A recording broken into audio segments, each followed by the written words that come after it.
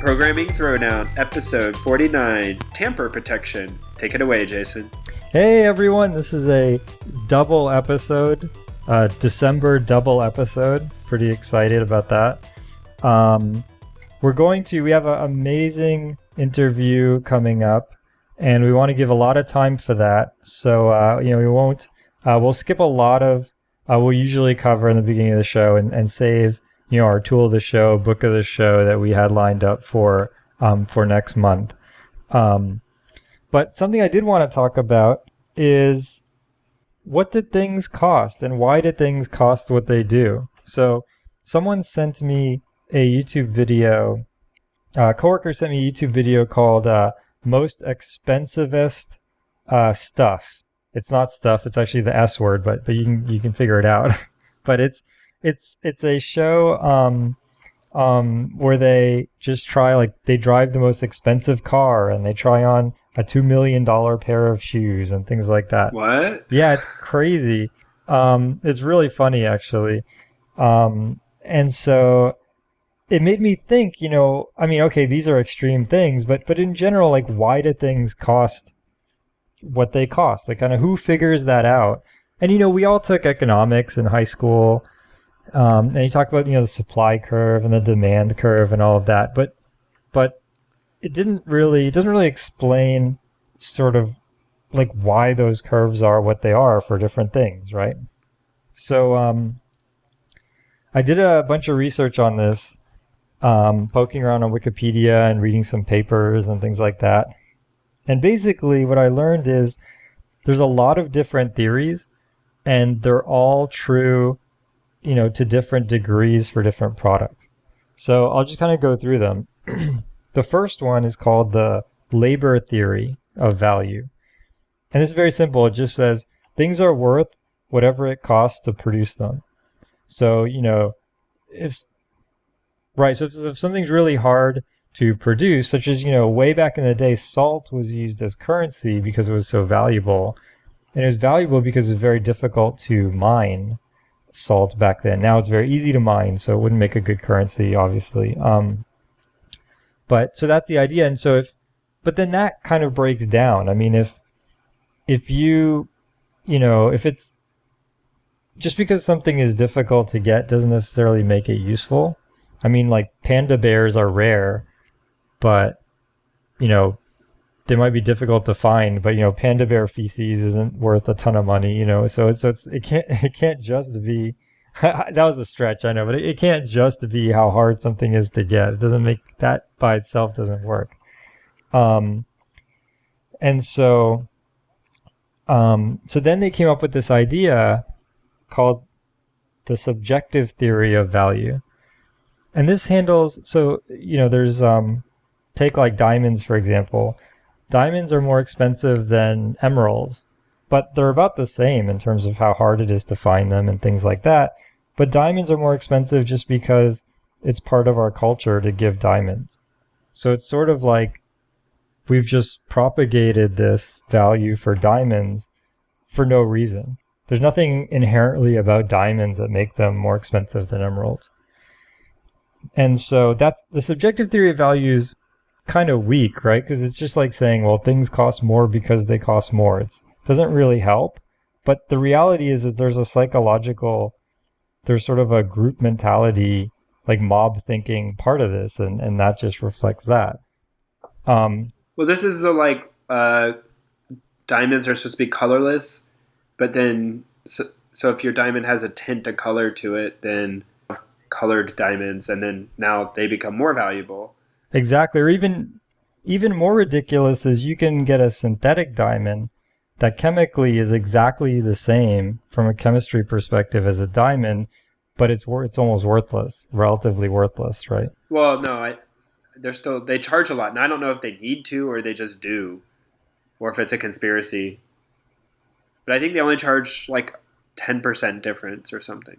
Oh, really? I thought it was a tenth of the price. No. I mean, cubic zirconia or something is a tenth, but those are chemically different. Right. Oh, okay. Well, yeah, but you're right. But the point is, they're a chemically the same diamond But the fact that it is different at all. Yeah, exactly, Yeah. exactly. And so there's that to think about. So now you have this labor theory, you have this subjective theory. There's also one called marginalism, or the theory of marginal utility. And the idea there is the value of something goes down, the easier it is to add another one to the ecosystem. So in other words, if you look at, say, a loaf of bread, you know, if you compare, you might only have one or maybe no loaves of bread at your house. And so you have to go to the store, and for you, it's very important to get some bread right now. But if you look at the whole ecosystem for, Safeway or Kroger or Publix or whatever supermarket you have near you, for them to add a loaf of bread to their network is very simple.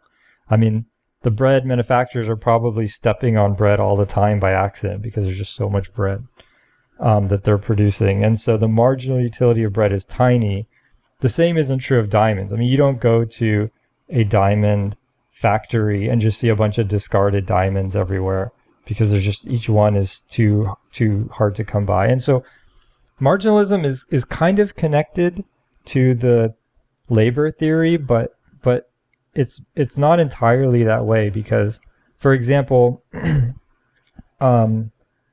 if you're out in the desert and you don't have access to any stores or anything, water becomes extremely valuable, and it didn't make water more difficult to produce. It's just that you're in an environment where you don't have access to a lot of water, and so the marginal utility goes up. So marginalism, think of it as sort of replacing the labor theory of value, kind of.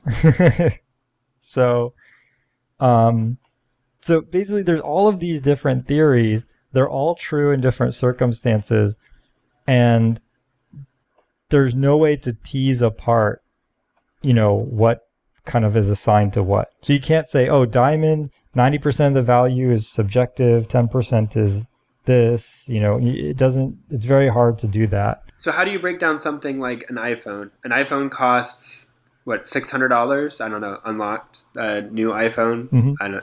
I think it's like $600, but yeah, sure. Sure, 700, 600, whatever.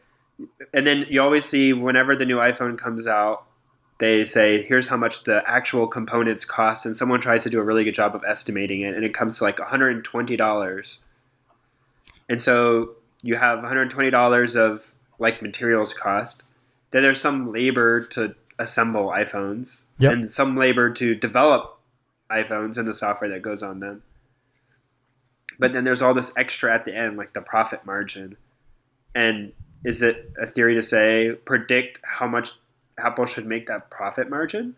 Yeah, I mean, it's super hard. So I'll talk about, so iPhones are a restricted commodity in the sense that, Apple just sets the price, right? But if you look at open commodities, like say oil, for example, so with something like oil, it turns out they can't really do a good job of teasing this apart, and there's no science to it. So what they do is, because only Apple makes iPhones, but everyone who makes oil makes the same oil. Right. And so nice. They can't control those dynamics because it's just too complicated.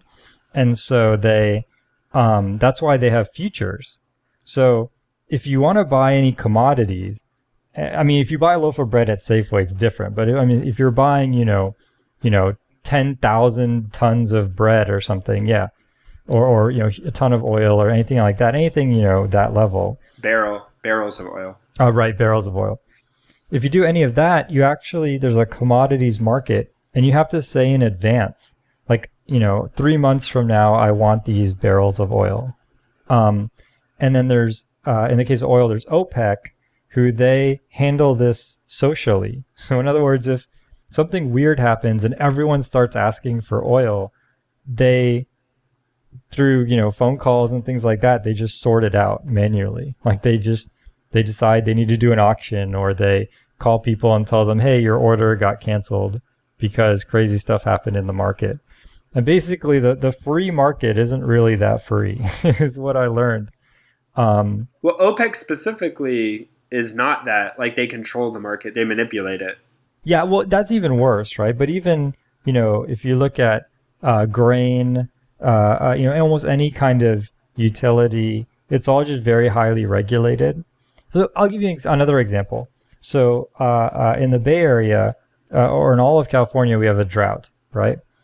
And so when there's a drought, they don't just raise the price of water until the demand goes down. That's what a free market would do, right? But no, they impose restrictions. They say, people can only water their lawns on Mondays or something like that. And basically, it's because they know that if they try to do some kind of free market economics, it's going to end badly, basically, because their models are wrong. It's hard to decompose the price, and it's just going to end badly. So it's kind of amazing. I mean, I'm not trying to be glib or rude to economists or anything. I think that's amazing. If I could go back to school, I would study economics. And I Really? have a lot of, yeah, I give them a lot of credit. But the reality is these systems are just not modeled well. Whether they can be is debatable, but right now they're not modeled well. And so there's a lot of social, a lot of elbow grease goes into making this work. The thing I remember about economics is a lot of it comes down to like predicting what a rational person should do, but then there are many edge cases that break down because people aren't rational often. Oh, that's even worse. Yeah, that's a whole other thing. Um, you're right. I mean, it turns out even if people are rational, the system is completely unstable. There's something called the bullwhip effect, which you should look into. And basically, it's similar to the butterfly effect. It just says that if you make small changes, like you just barely change the price of, say, an iPhone or a barrel of oil, it causes massive change. Like you change the price of a barrel of oil by a cent, and that causes an oil field to get shut down because there's this weird chaos theory going in there. And these are all assuming everyone's rational. They're just using mathematical models. As soon as you get into real human beings, it's even more broken. Yeah, it's unbelievable.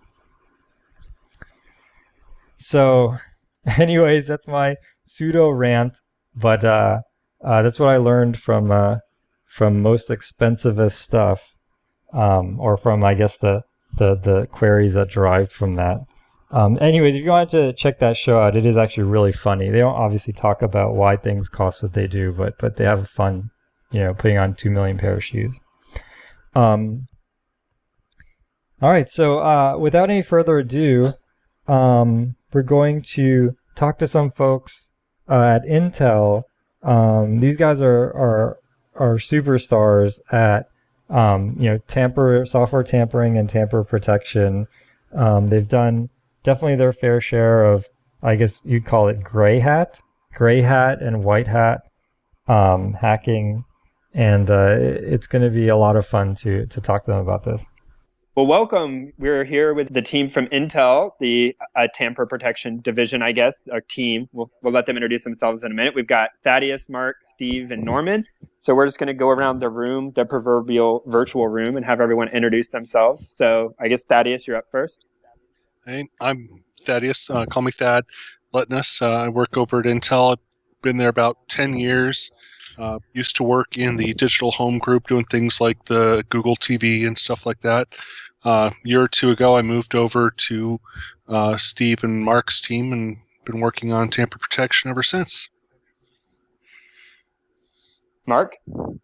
Yeah, so I'm Mark Valley. I've been at Intel for almost 17 years now. I started out at the University of Florida as a mechanical engineer in my undergrad and did master's in computer engineering, and never thought I'd come west of the Mississippi, but they decided to fly me out here on their dime, and I really like what they had to offer.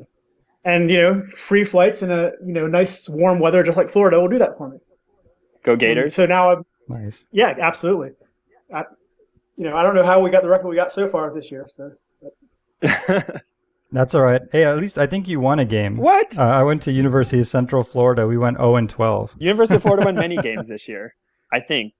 no, I know. I'm saying. Yeah, but UCF is Yeah, UCF went but 0-12. UCF is up and coming. I mean, they got a lot of the Florida talent, so I think they're going to do all right in a few years.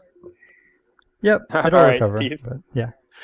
Hi, I'm Steve Price. I'm a product manager at Intel, and I started my career as a software developer. And if any of you have some age, you'll remember WordPerfect.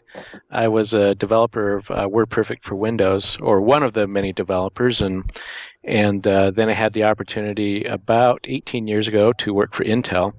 And Intel, you can do amazing things. It's not just on the commercial. It's a real great place to work. And so I product manage a brand new tool called Intel Tamper Protection Toolkit. And we are excited to tell you a little bit more about that in this podcast. Very nice. Cool. I didn't know for the longest time what product manager was, and then I read one of the books of the show. I don't remember which episode, but it was The Hard Thing About Hard Things by Ben Horowitz. And he explains he developed this training class for his product managers, and he called it Good Product Manager, Bad Product Manager. And he used sort of that dichotomy to explain what a product manager does, and it totally made sense after that. So if you guys wanted to know what product managers do, definitely check out that book. I felt like it really kind of explained it. The summary is you're CEO of the product. That's not a bad one. I would say my description is very close to that. It's the guy that does the stuff that the coders hate doing. That's my job. Nice. All right, Norman. Thanks, guys. My name's Norm Chow. Can you hear me? Yep, we can hear you. Yep. Yeah, my name's Norm Chow. I am the marketing person for Intel Tamper Protection. I've been with Intel for 5 years. I love every minute of it. Before that, I was actually a pure Windows coder for 5 years, so I bring a lot of technical experience. And, I really appreciate the engineering team coming on this conference call and kind of describing the product to everyone. So I think we'll have Steve give us maybe a little bit of, or whoever you think is best. Steve give us a little bit of overview of what's going on, and then we'll go over to Jason in order to get some questions going for the team. Perfect. So when you think of Intel, a lot of times you'll think of the bong tone that you hear on the commercials, and of course the chips that we make for CPUs. But Intel produces a lot of software to make that hardware fly. And my team comes from the software side. And being a part of Intel, we're in the position to see a lot of the general needs in the software development community. And what we've come to understand is that coders, whether or not they want to or not, most of them don't want to, is they have to put secrets in their software. And coders will do a lot of interesting things to hide or mask those secrets, but at the end of the day, you'll have to put in either a account name and password, or a crypto key, or your secret sauce that makes your code better than anyone else's. And so while they're not comfortable in doing that, they still have to write and ship their code. Another thing that we've found is that developers want to do wonderful things with their code, and they want to achieve personal goals and help other people. But while doing that, they want some say in how their code is used. And so we at Intel, understanding these needs in the marketplace with a lot of the really smart people we have developed technology that helps you hide your secrets in your code, and that lets you be able to respond when people try to modify your code without your permission. And that collection of capabilities and technology we call Intel Tamper Protection Toolkit. Cool. Thank you. That was an awesome intro. So just to kind of recap, so I think a lot of people, you hear these terms like reverse engineering or code tampering, and especially, you see it in the press, like someone, reverse engineered some project, and they were able to get in, or hackers reverse engineered some client and now they could get into Target or what have you. But what does that actually mean? Like if someone tampers with a binary, or if someone reverse engineers some code, what are they actually doing? So reverse engineering it's kind of the process of pulling apart source or binary code, machine code, usually, although in this day and age we have all sorts of scripts and stuff as well, and trying to piece back together what the original logic was. It's going to be things like disassembling the code, so going back from machine code to assembly, trying to reconstruct the flow, the structure of the code, and understand the idioms that the compilers and stuff were putting in, with the ultimate goal of being able to say, here's a function that does exactly what the original programmer wrote. Gotcha. Is that the same as tampering, or is tampering something different? Tampering usually starts with reverse engineering. You usually have to have some idea what you want to do. But tampering then takes it another step forward and says, I'm going to go and take your DLL or your code loaded into RAM and make some change. Maybe tweak a variable so that it's always a particular value, or change an if statement so it just unconditionally passes. So you can maybe to bypass a license check, or a great example is the old Game Genie, right? Any code you put in the Game Genie was basically code tampering. It said, here's an address, here's a value. Whenever somebody wants that address, give them that value. Oh, I actually never knew that. So for people who maybe are younger in the audience, Game Genie was this amazing magical thing that you plugged into your Nintendo, and it plugged into the Nintendo, but then it offered a plug out, so you could plug a cartridge into the Game Genie, which is plugged into the Nintendo. So think of it as sort of a connector that sat in between.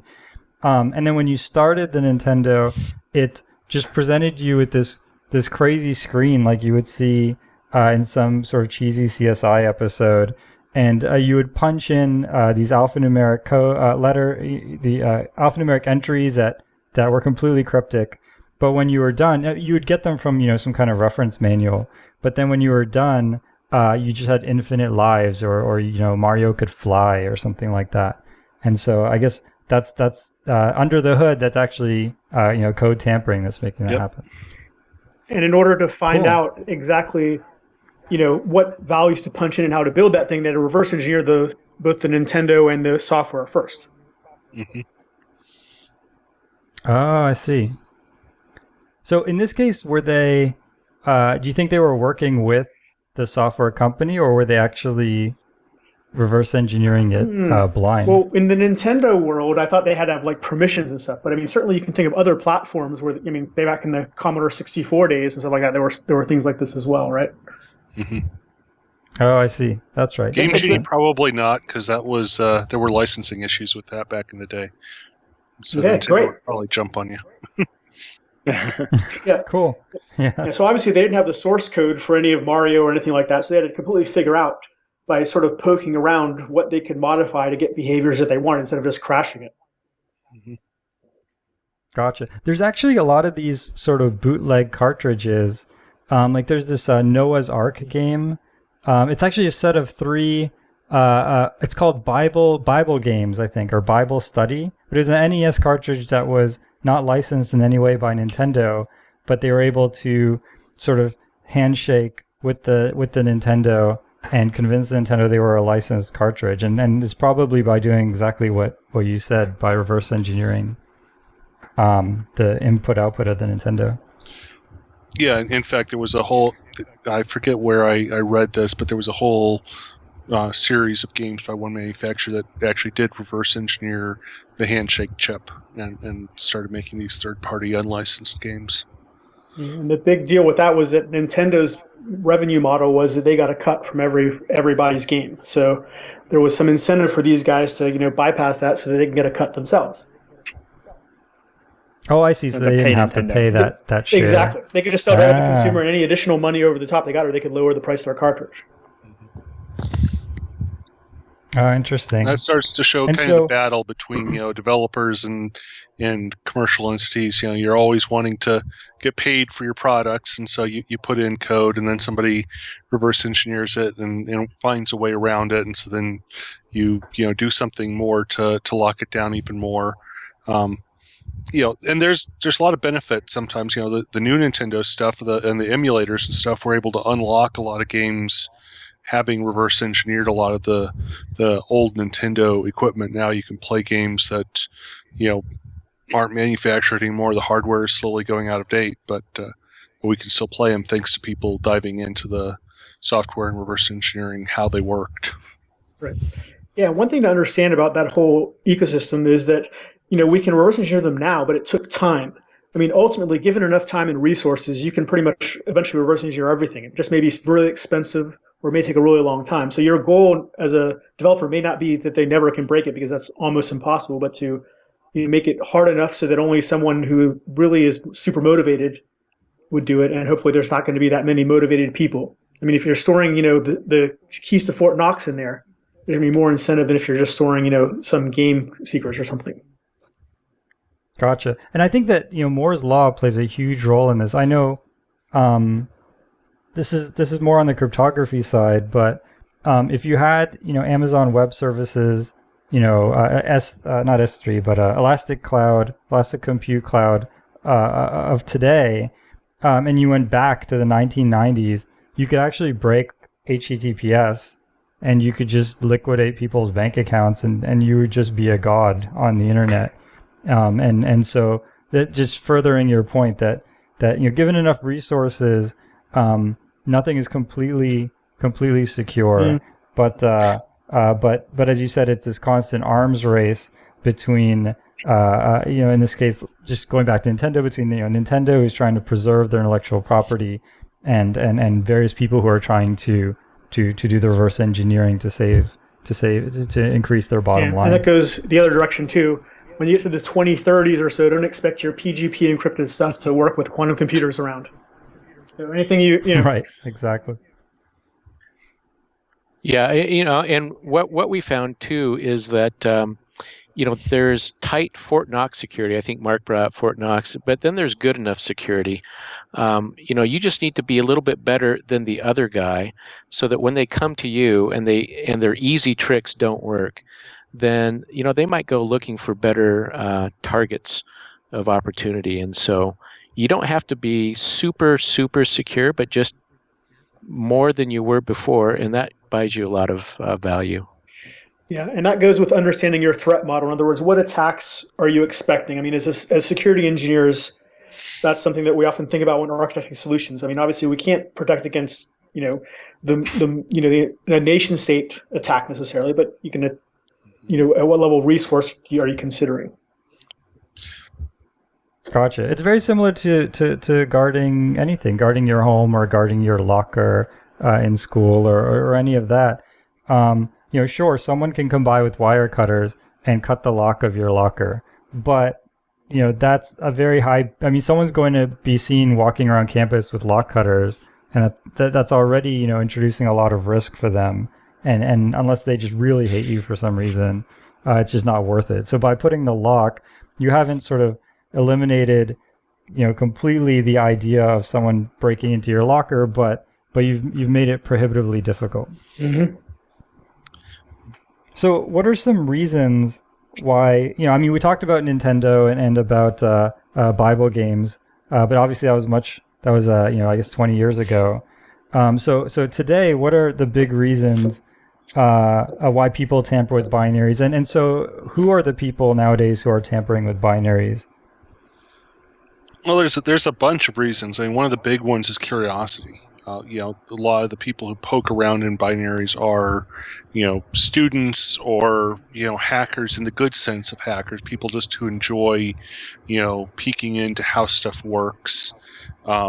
People who want to fix bugs. If there's a driver for an old printer and it doesn't work, with Windows 10, somebody can go in and figure out how that driver works and fix it. And usually that's to everybody's benefit, including the printer manufacturer. Could be to add functionality in a similar way with printers, maybe to add a new format for sending messages. Or new cheat mode. Yep, or cheat mode. Getting into some of the more nefarious reasons. Bypassing authorization checks is a big one. This might be for things like DRM or license keys for software. If you're downloading wares, you find the cracked version of the program, right?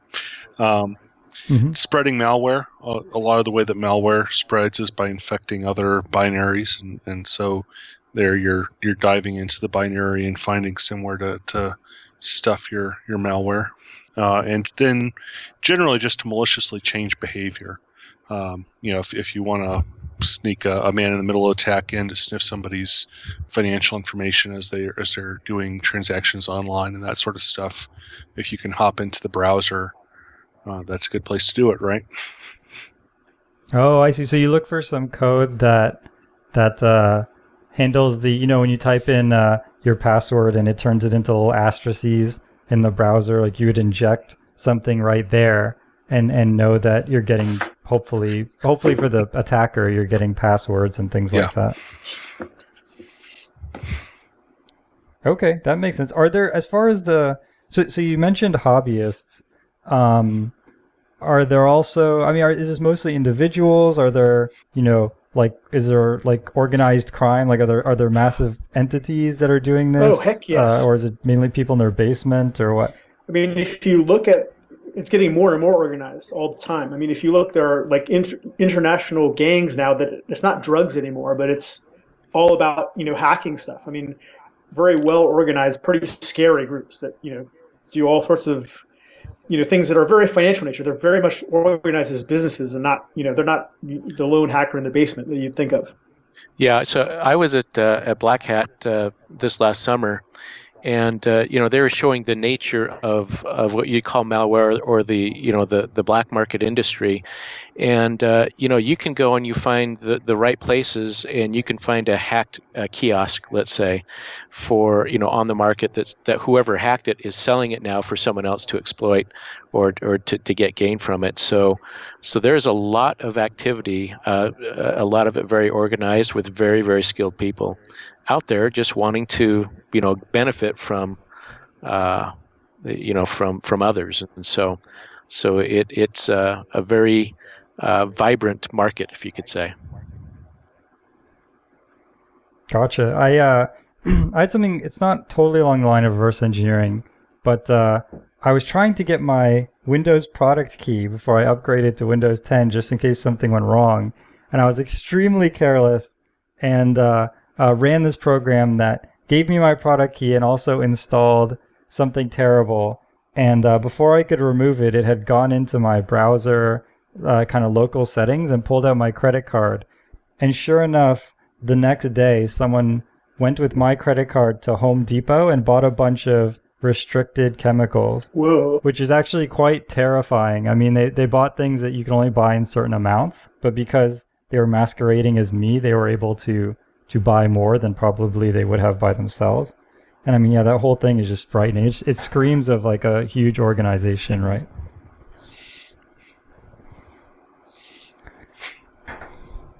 Cool. So I think we've kind of, sort of touched on this, but what are the consequences for not protecting against tampering? If someone just runs regular old, GCC produces maybe GCC with debugging symbols and no optimization and starts distributing the binary, what are the consequences of that?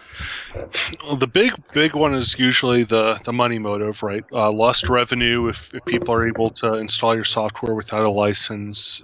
Possibly legal liability if you're supposed to be protecting, say, somebody's financial information or content that you're licensing, and you let people bypass your DRM. You could actually be liable for that. A big one that we think about is reputation. Just somebody being able to get in and monkey with your code and then make you look bad. Bad press, yeah. Yeah. Within Intel, we look at things like loss of intellectual property, like trade secrets, stuff that isn't actually patented but shows how stuff works. Usually, That'd you don't be like algorithms. Yeah, generally, if you've got an algorithm that is really that much better in your product, then you might want to protect that so that somebody else can't get at it. Possibly loss of customers. If you got like if your mobile payments get hacked, then people are going to stop using you. Take a look at Chipotle if you want to see how fickle people are nowadays, right? Yep. And it can even be life and death. More and more we've got things like traffic lights and power controlled by computers, even airplanes and cars, right? With the computer controlled cars nowadays. So if somebody can hack in and gain control and get their software running where yours should be, somebody could lose their life over it. Yeah, I guess that's a good point. I mean, I think a lot of times hacking is the vague term that people use.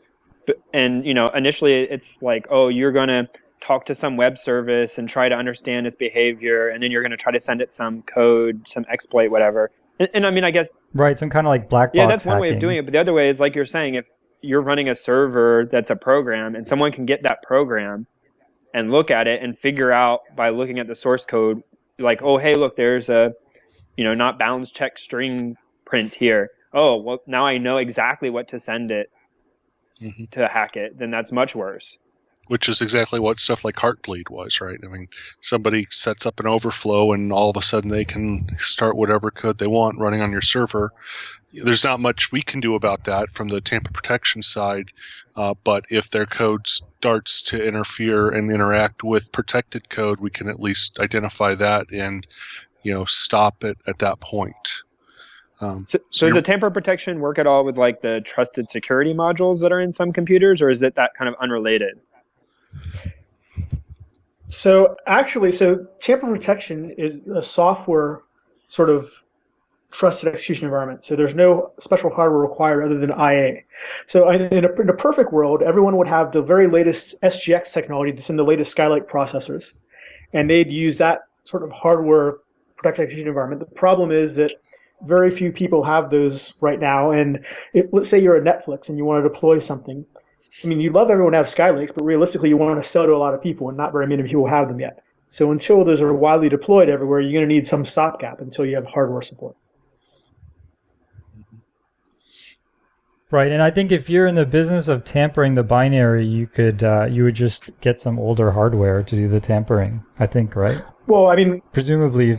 Well, if you waited in time, I mean, once everyone has a protected hardware execution environment, then it's going to be much harder to tamper in the same ways.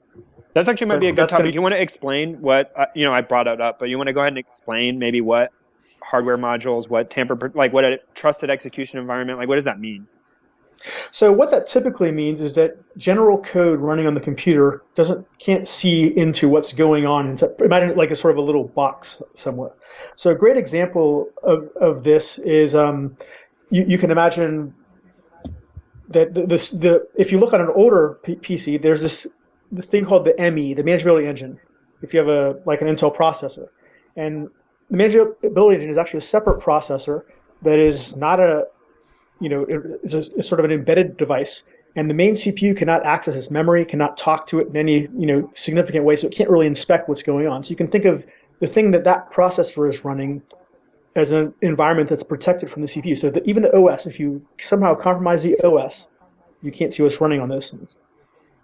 And similarly, with the latest Intel processor, the Skylake models, you in fact can do that on the main CPU in such a way that the main CPU can't actually see what's going on either in the process itself or even in memory, because the memory is encrypted from the other parts of the CPU. So even the OS doesn't have the power to go in there and see what's going on.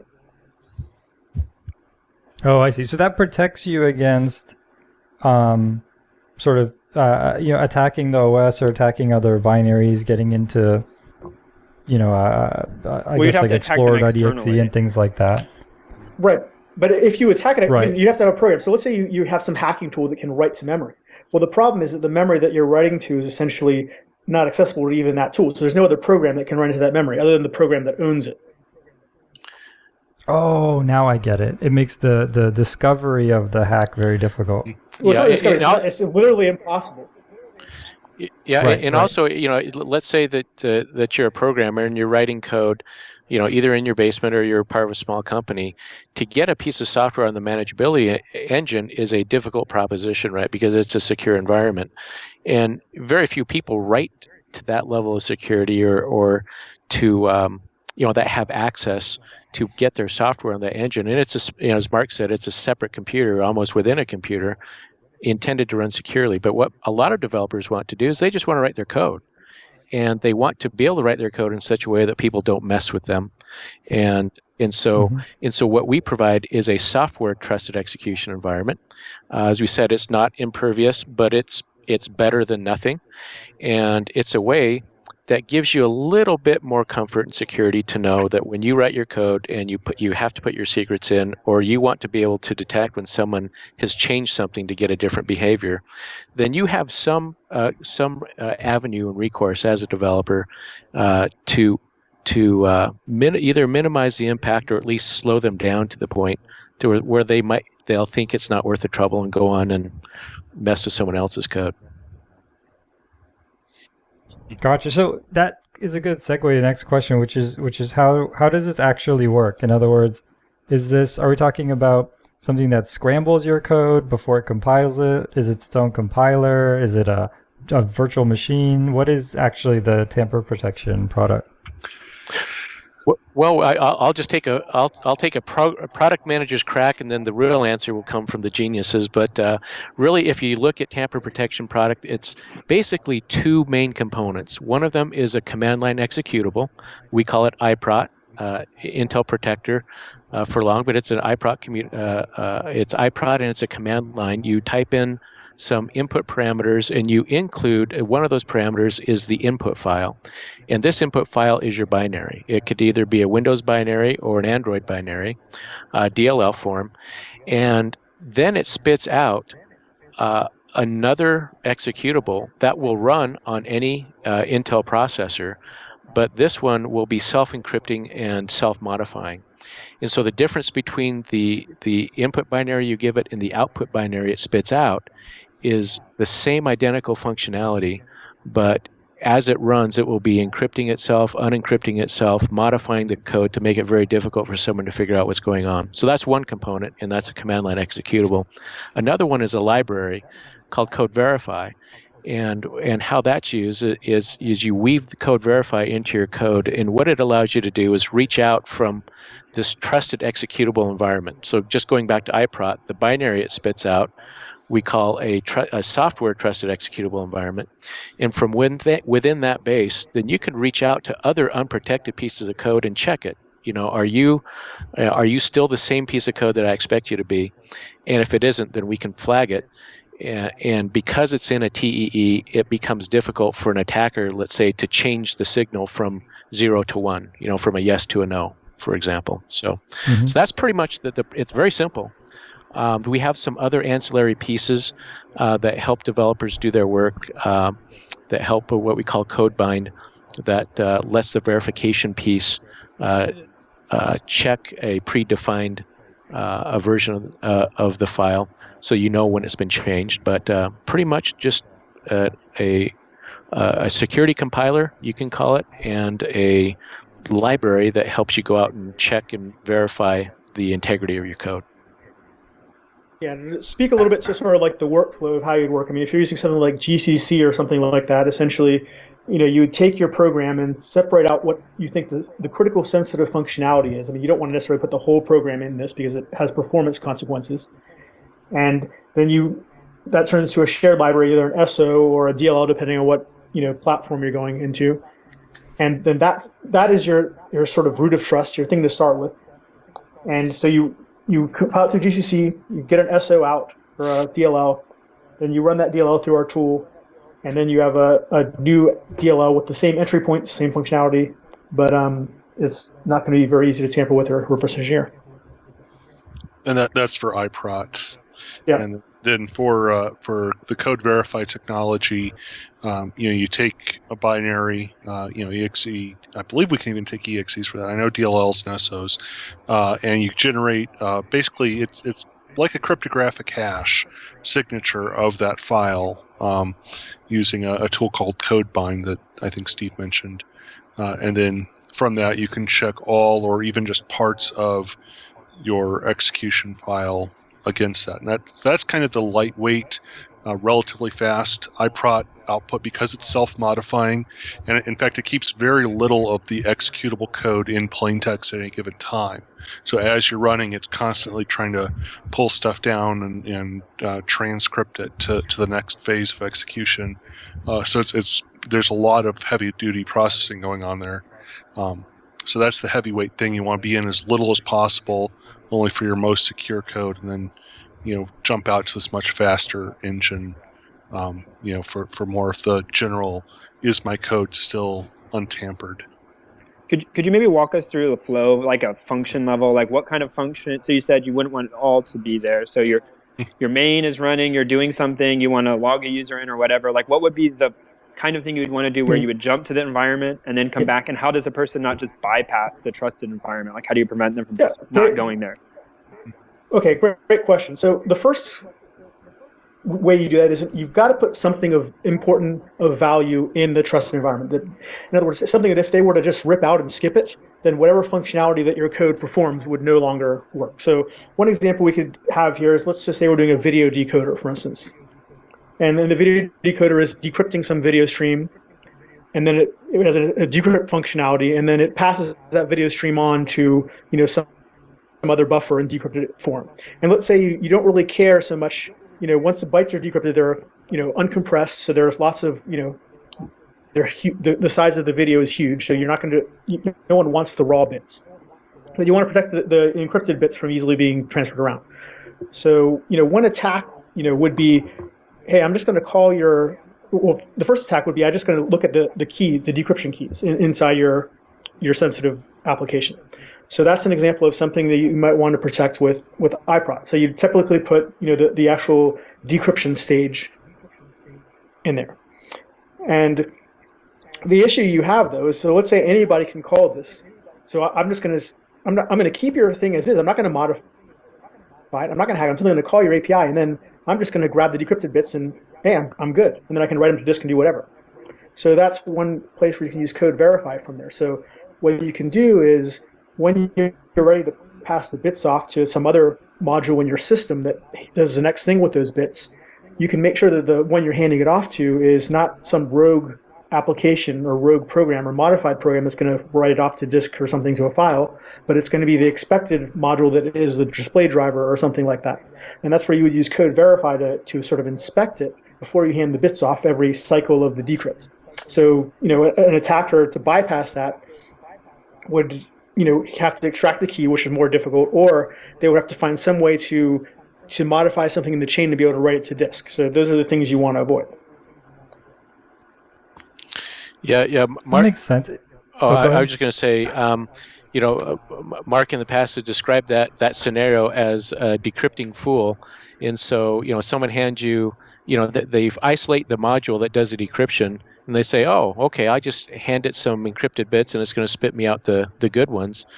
And if the thing that does the decryption can't identify who's calling him and enforce that it's the one he expects, then that's the decrypting fool scenario. And no one wants so you that. Can use So you can use code verify. In addition to checking your downstream who you deliver to, you can check your callers to make sure that they're authorized to actually use you. So if you do something sensitive, like you say, if you do something like return passwords given a username, you can make sure that only someone who's authorized to ask for a password back from a username or whatever, or you're a safe and you're opening the safe. You only open the safe to authorized components. So then people can't just pick up your code and use it wherever they want, and who cares what it's inside of it. Without modifying it, and that's where the iProt comes in, is that in order for them to be able to modify it in such a way to bypass these checks, that's what makes it hard. So you need the iProt as sort of somewhere safe to stand before you go out and do all this checking. Because otherwise, if they just change the checks, then it's all for naught. I mean, like if you were to write this without iProt, as a reverse engineer, what I would do is I'd find out where the if check is. If this module is trusted, and I just always change it to unconditional, go ahead and assume it's trusted. So you need to make sure that attack is hard to do. so that the check isn't a waste of time. So can you kind of walk me through? So there's this machine code, and I have this, and there's these. I think there's like IDS is one of them, but there's a bunch of these decompilers that you can download off the internet, and you end up with. And correct me if I'm wrong, but I believe you end up with, C code with some assembly woven in where it couldn't do anything better, and the C code it tries to. You end up with ifs and a little bit of logic. Of course, all the variable names are A, B, C, D because those aren't preserved, right? But from there, that's how you would do things, as what you're saying. Like you'd find this if, maybe you'd step through this C code that you've generated through decompiler. You'd recompile it and walk through it and see, oh, this line right here is where it's checking for the CD key, and I'm just going to delete that code or make it always true or something. Exactly. Yep. So if you tried to do the same thing, you get one of these decompilers off the internet and you run it on a binary, and just assume that the entire binary is under tamper protection. So what does that look like? Is it just like a complete mess? I ran IDA Pro for curiosity earlier this week, actually, on one of our binaries, and that has a very expensive tool. Yes, that is a very expensive tool. It's more for disassembly, but it takes the disassembly apart and creates a program flow structure like you're talking about. And when I did it against the unobfuscated code, it showed me a really great flow, mapped really well to the original structure. When I looked at the encrypted code, I saw a couple of assembly instructions and then a couple of blocks of stuff going off writing to random memory, and then it just ended in a call to an undefined function, which is actually, knowing how it works, that was what I expected to see. But really, it can't go beyond that, because most of the time, the functions that are being called are either ones that we write ourselves as we go, or ones that we have decrypted along the way as we've been mutating the assembly code. And in fact, oh, I see. Now I think it's kind of clicked. So what your program does is it creates something. It creates a binary that just cannot be represented as a source file because of its self-modifying nature. Yeah. Like there's no sort of there's no C syntax that could exist that could explain what's happening after you would this actually have modification. to step through every possible phase of execution, track down every path that it traces in order to figure out what instructions would be executed, because at any given static point in time, most of them are going to be not just encrypted, but have been encrypted multiple times and have to be decrypted multiple times in order to be visible. Yeah, what these tools typically do, the IDA Pros and things, that's what we call static analysis. In other words, they take a look at the binary state on disk, and they try to reverse engineer it as best it can from that state. The issue is when you're having things that are constantly being encrypted and decrypted, at every stage, ideally, you would want to run it while it's running, not just simply at rest, because there's nothing it can tell you about the encrypted code until the code became unencrypted. And the way our tool works is that only a very small portion of the code at any point in time is ever in the clear. So it's much more work to be able to do that sort of analysis. And the other advantage of that is we actually use that code as part of the key to encrypt. The code at one state is part of the key to encrypt to the next state. So if you make a change, it starts to become this cascading reaction that ultimately generally results in a protection exception of some sort that will cause the processor to throw back to the OS and kill the process. Exactly. That's the primary way we protect against tampering in this environment, is that by modifying the code, you're modifying the decryption key, which results in decrypting perfectly legal instructions that are total garbage that are bound to lead to a crash. Cool. Yeah, that's awesome. Yeah, thank you so much for explaining that. Really, it took me from a complete Luddite of reverse engineering and tamper protection to now I think I could explain to somebody how it works. So that's totally awesome. So for other people like Patrick, I don't know about Patrick, but for other people like me who know absolutely nothing about reverse engineering tamper protection, but want to get into this line of work, and just, they think it's that it's very exciting, and they want to learn more, and they want to be doing sort of what you're doing. What kind of, maybe they're still in school or they're thinking about going back to school. What kind of background is useful for this work? So not Java. So, All right. so please, I mean, one of the things we're actually hiring right now, we're trying to hire people, and it's very challenging to find people nowadays who understand how the machine works. I mean, not just, what happens in the stack, what happens, how stacks are laid out, what happens when how function call happens, how pointers work, just, that layer of understanding of how the machine works. So an interest in not just at the top level, like quote unquote coding an application, but understanding when you say something in C, what are you really telling the machine to do? So things that you might do in school, I mean, like, anything that talks with assembly or sort of microcontrollers. Back in the day, we had like the Motorola 68Ks and stuff like that. But understanding what your C code does, even writing an inline assembly on your own, this is one thing you can do, is go ahead and write yourself a very small, C program, and then try and look at its disassembly, and see if you can, crack open the manual and sort of figure out what's going on. Yeah. So like Mark says, understanding assembly languages, instruction sets. I remember one of the early things I did was I wrote a hash function. I started out in Pascal and then rewrote it multiple times in assembly, just understanding how every instruction worked and how to maximize performance on that. Honestly, one of the things I do for fun is I read the C and C++ standards. Understanding how compilers work. And I mean, I couldn't write a compiler, honestly. It's something I would like to do at some point. And I've written parsers for C. And obviously, I know a bit about the assembly side of things. But it does mean that you can write a compiler. But understanding, what's happening at a lower level in the language, what happens in memory when you have an object and it's inherits from another object, and what is a virtual function table, and what is happening on the stack when you call a virtual function, that sort of stuff is kind of where we think that's kind of the problems we look at all day in and day out. Yeah, I'd echo what Thad said, and even more, that brings up the point. One thing you can get from school that's very useful is compiler classes.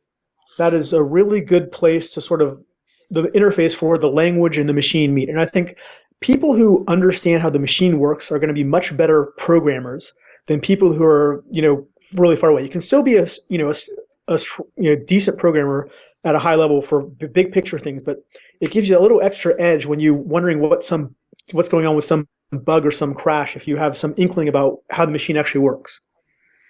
And I would highly recommend it to anyone who wants to be a programmer.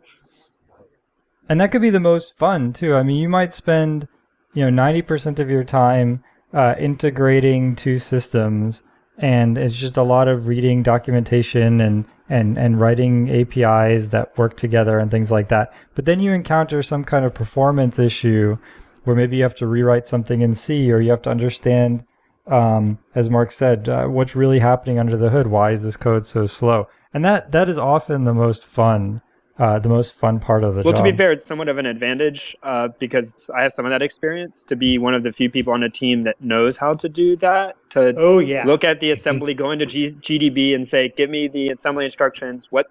Why is this taking too long? Because it's a rare skill, so people value it. And you don't need it often, I would say. If you're a normal software engineer not doing something specifically related to that, you may not need it that much. But when it comes time and you can pull out the big guns and do that, people get really happy very fast. Mm-hmm. Yeah, I mean, you can really, that's a skill set that is shrinking more and more we see out there. And the people who, know stuff like that are gold to us, but they're also gold to whatever sort of software team they're on, just to echo what Patrick said. Yeah. So I have a question about self-modifying code. How does that not get flagged by the antivirus? There's a couple. Great question. Or is the antivirus just that crappy? Because if I was going to write an antivirus, that'd be the first thing I would just flag as a virus. So not all self-modifying code will get flagged to start with, but you do run into a lot more risk of it. And Mark has looked into that more than I have, so I'll let him talk about it. Right, and so that's sort of the double-edged sword about all these trusted execution environments. On one hand, you would like to have your code somewhere protected so that no one else knows what's going on and can tamper with it. But that also malware authors, virus writers also would love that same thing, so that essentially legitimate processes on the machine can inspect and see what the code is going to do before it's executed. And that's a tug of war in all these sorts of TE environments. I mean, the way it's often solved is that there's some sort of signature that's done so that you at least say where this came from, so that if maybe it fails, but or it does something malicious, but after that, you can trace back to it came from Microsoft or it came from a non-trusted party. So maybe next time I won't trust him. So you can decide sort of what level of trust you give to each one. If it's one that has no trust, then you better run it, on a clean machine, isolated. But if it's something that came from someone who you trust, then you say, okay, I'll let it run and I'll trust it. It's going to do what I expect.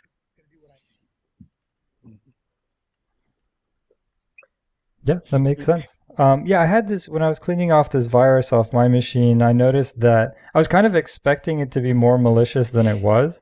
I went through all my services, and sure enough, there was a service that was, I don't remember the name of it, but it was definitely is a name that stood out. And it, as we said in the beginning, you don't have to be for most cases, you don't have to be Fort Knox. You shouldn't expect someone from CSI or who's the guy from Mission Impossible? I'm totally drawing a blank. The Scientologist. Tom Cruise. You don't expect Tom Cruise to get into your PC. I mean, most of the people, it's Ving Rhames who does that, right? Yeah, right. But yeah, but you can actually stop 99% of the problems, and for average people out there who don't have that much at stake, who aren't holding Fort Knox in their basement, they get a phenomenal amount of protection. So very cool. Looking for Fort Knox hardware is the way to go. I don't know. Is Fort Knox still significant? Because I heard the whole gold thing. Well, obviously gold doesn't match to dollars anymore. That went away a long time ago. But I think I don't know if Fort Knox even holds that much anymore. They claim they do, but if you trust the conspiracy theories, they haven't done an audit in a while, so it may all be gone and spent. Oh yeah, it's just holding UFOs. Well, no, right? They just spent it and didn't tell anyone. Oh. Okay. I want the keys to that center of the internet that they visited in the Avengers. That's where I want. Oh yeah, and was that somewhere in Norway or something? Yeah. Yeah, it's always in some frigid environment. Even the Watchmen, right? The main base. I don't want to spoil the movie, but there's one part where they go to an evil lair. And it's always in some glacier somewhere. Mm-hmm. So do you guys find yourself so if we want to say the cat and the mouse, the good guys and the bad guys, we'll just all pretend that we trust you, as we talked about, and that you're the good guys.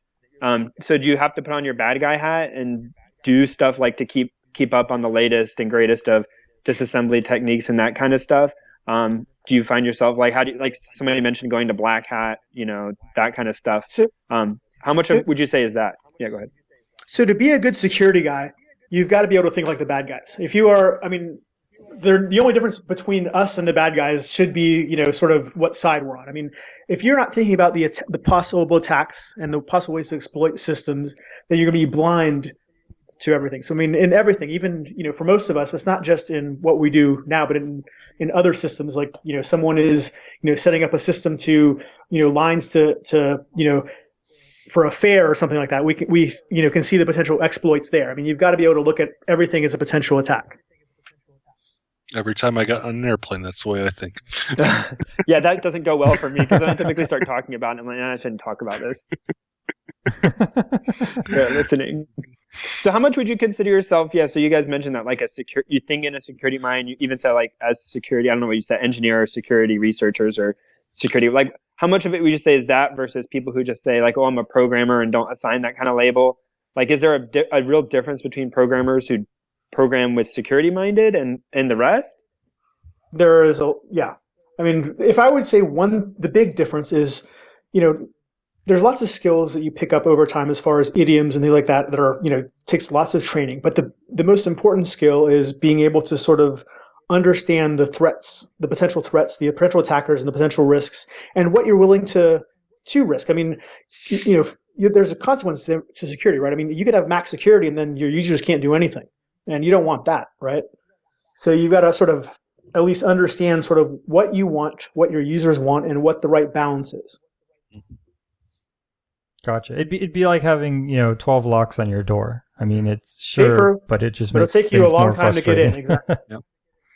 Right. This might get a little meta, but when you're writing the code to do the tamper protection, these processes you said that encrypt a executable or encrypt a library and that kind of stuff, when you're writing that code, do you guys have like a pretty strict set of guidelines you follow to make sure that code itself isn't filled with flaws? Or is it something that you kind of like have an intuitive sense as an individual? When you guys do code reviews, do you have extra things you check to make sure you're not introducing problems? Well, there's a couple layers of validation, right? I mean, there's one thing where when you're doing the initial design for, is this thing going to work? How are you going to exploit it just from a design point of view? And then there's the actual implementation stuff where that's where the code reviews come in. Does it conform to the design? And in every design, no design is perfect. There's always what the you make trade-offs. You make decisions on what use protects more, what less, what potential threats are you willing to give up for additional benefits. And even with our the toolkit that we're providing, we're giving the developers the ability to make that trade-off. So there's a couple of like really simple options you can give on the command line that provide sort of a trade-off between the level of security and the level of performance you get. Just you can give a command line like, how frequently do you mutate? How often do you go through the code and do we change stuff? If you do it very frequently, it'll be much more secure, but at the same time, it'll be a lot slower. If you do it less frequently, less secure, but it'll code will run faster.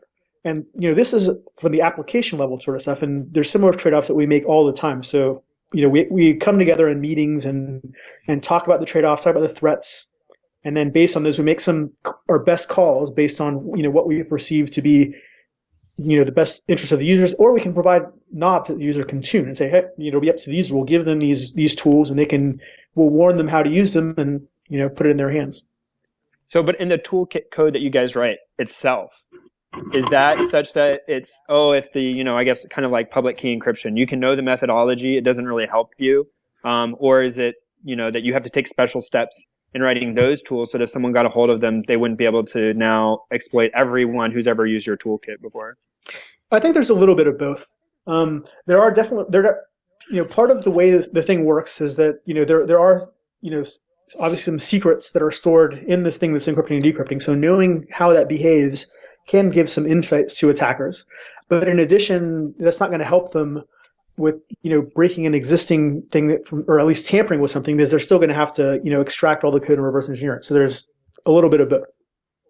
Yeah, we take some effort, like in our release process, we'll make sure we scrub out a lot of debug messages, any symbols that really say exactly how we're doing something, and let us trace a specific, say, a given instruction all the way through from input until we know where it's encrypted in the final output. We'll make sure we scrub that sort of stuff out.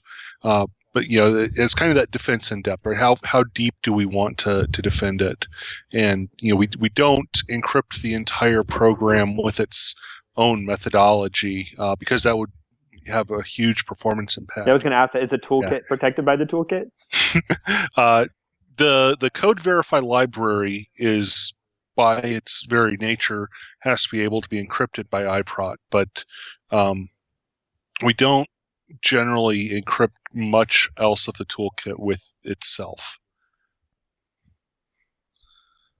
because of the nature of what it is, what the tool set is. The risk analysis just hasn't taken us there at this point. Although I'm sure as Steve hears this, he's like, that's something I can put on the backlog. Yeah, right. To do Inception system where you just keep encrypting yourself and just watch the binary get bigger and bigger. So I'm going to ask another question, and you don't have the answer, but you mentioned earlier if you're running on an Intel processor, you get this stuff. What happens if you run the code signed by this on a non-Intel processor, like an AMD processor? Okay, or Intel instruction set. Okay, all right. Sorry. Yeah. AMD will work. We don't support ARM today. It's something we've definitely looked at, but Oh, well, how does the Android work then? Well, there's Intel Android, right? Oh, I didn't know that. Okay, that explains yes, for that. everybody listening, Intel does support Android. In fact, Intel is one of the okay. biggest contributors to the kernel. Mm-hmm.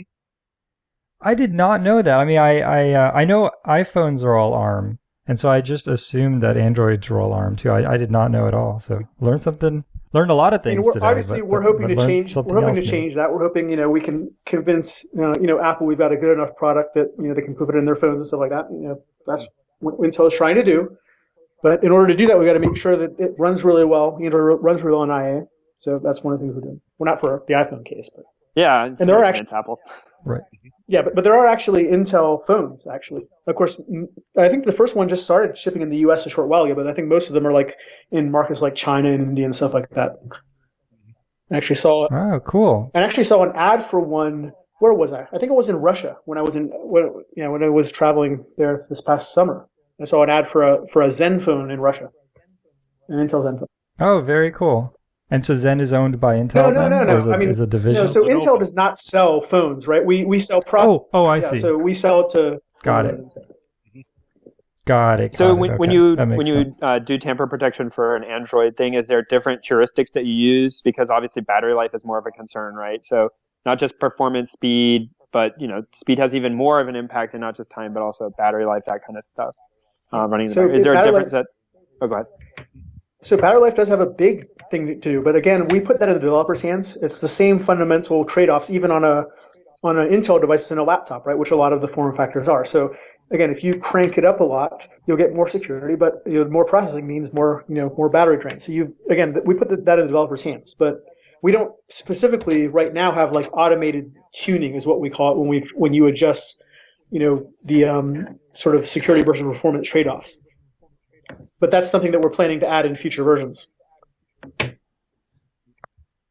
Cool. Very cool. And so just to explain sort of the deployment from your side. So you give you sell a piece of software, someone buys, installs it on their machine, and then they have those tools that they can integrate into Visual Studio or into their make files or what have you, Gradle, what have you. Yes.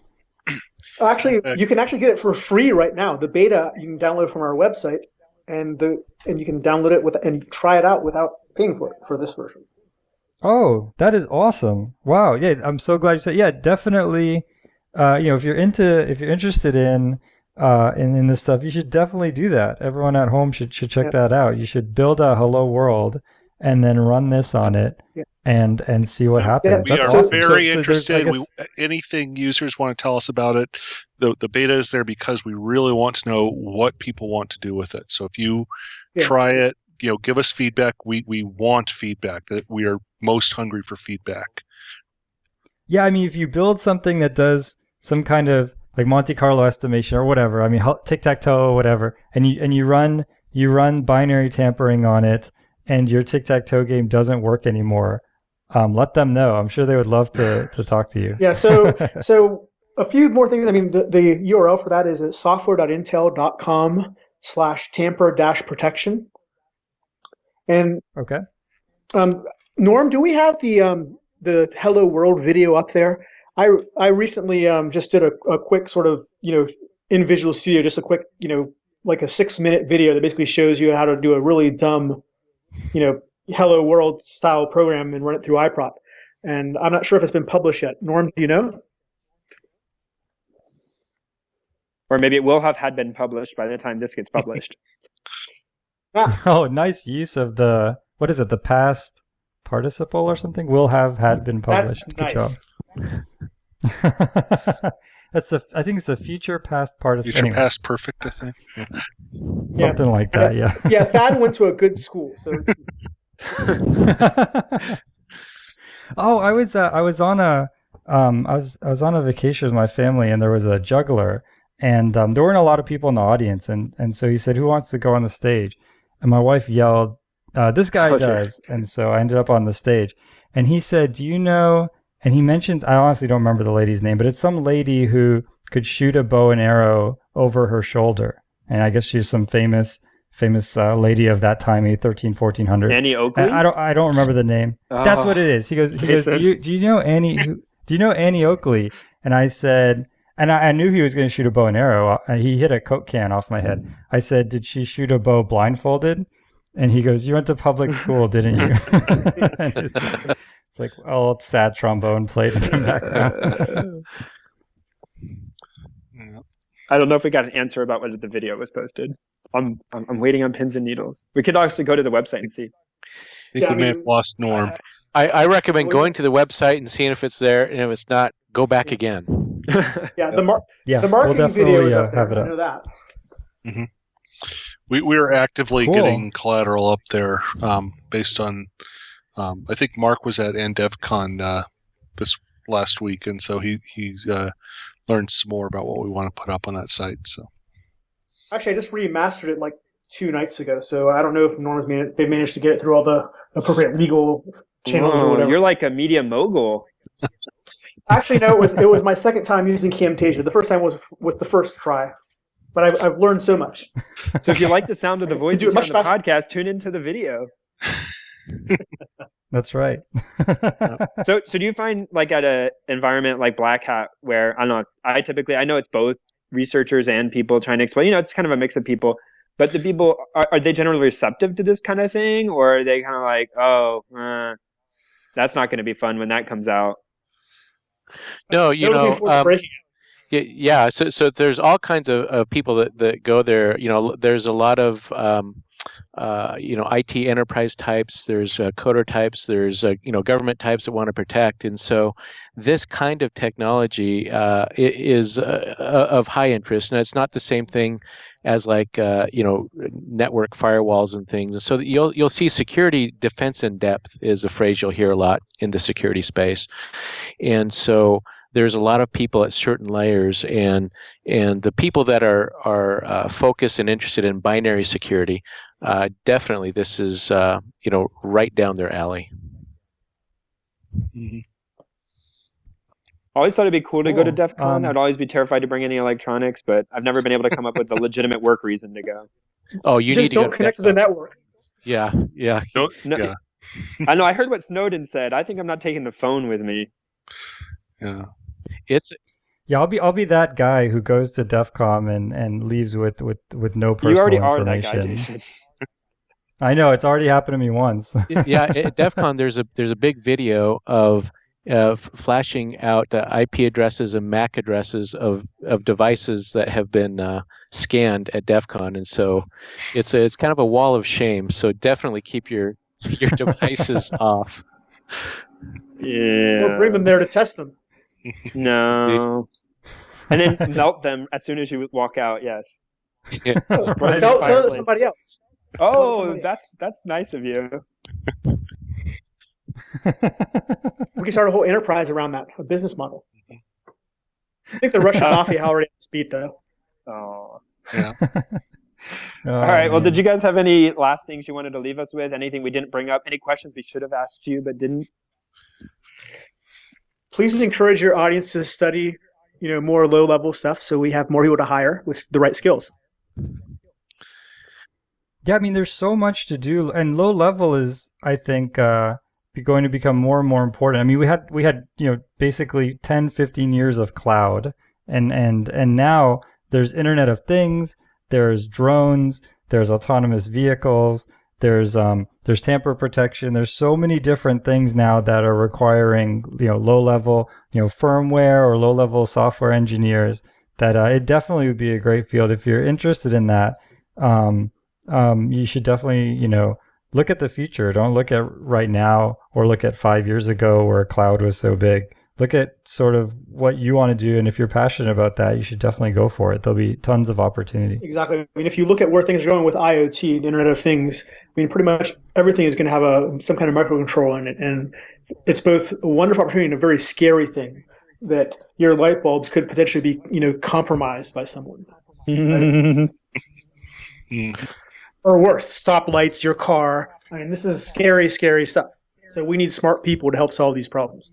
Yeah. In the security developer space, there's a very big demand and not a whole lot of supply. So if someone is looking to diversify or just to create a niche for themselves and they like coding, Security Space is really a great place to be. There's so many. It's like doing puzzles. If you like to think through hard problems, it's very rewarding, and you'll find a lot of opportunity. And so get good on tools like Intel Tamper Protection Toolkit, and get good with disassemblers, and you'll find yourself as you spend time doing that, you're the go-to guy for anything security. And just by getting familiar with some of those tools and some of the thinking patterns that Mark mentioned, you'll find your career growing in a wonderful way. Yeah, start by trying to break stuff and then worry about securing it later. That's my recommendation there. But it'll keep you up at night. I don't know. I remember back in school I would read like Kevin Mitnick's book about social engineering or whatever, and be like, oh man, this is not good. Yeah, everything in the world is just vulnerable. Yeah, or go play EVE Online. That'll help too. Wait, what? Go play EVE Online. What's the connection? That'll keep you up at night. Oh, I see. Yeah, you will stay up all night playing EVE Online. Well, no, managing the security and things like, and trust and things like that.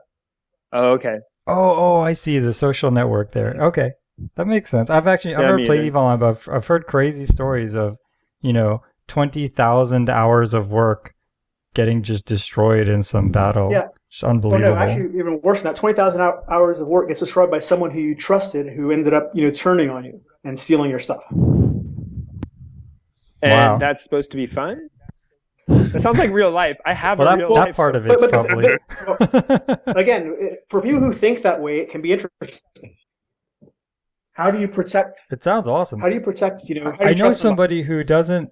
I know somebody who doesn't even play that much, but through his, I guess, social graces, is able to just have incredible wealth on EVE Online, just because he's on the top of kind of. I guess I don't want to say a pyramid scheme, but he's built a multi-level marketing. Exactly. It's a great model of the real world. Right. Cool. Thank you guys so much for coming on the show. I'll post a link to your email addresses if people want to reach out to you. If they want to come and work with you guys, or if they just have questions about tamper protection, or if their trial expired and they want to beg you guys for another 30 days or something. So we'll have a way to contact you guys. And this has been absolutely fascinating. So thanks again for coming on the show. It's totally awesome. Perfect. Thank you for having us. Thanks, everyone. Thank you. Thanks, guys. Pleasure. The intro music is Axo by Binar Pilot. Programming Throwdown is distributed under a Creative Commons Attribution Share-alike 2.0 license. You're free to share, copy, distribute, transmit the work, to remix, adapt the work, but you must provide attribution to Patrick and I, and share alike in kind.